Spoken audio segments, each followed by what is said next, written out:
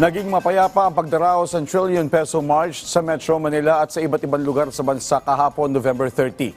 Sa ulat ng Philippine National Police, umabot sa 87 ang naganap na aktibidad sa buong bansa na may 55,975 na kalahok. At lahat ito'y naisagawa ng walang aberya.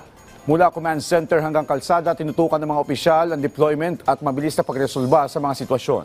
Kung saan kasama rin nag-monitor si DILG Secretary John Vic Remulla para tiyakin ang koordinasyon ng pamahalaan at pulisya.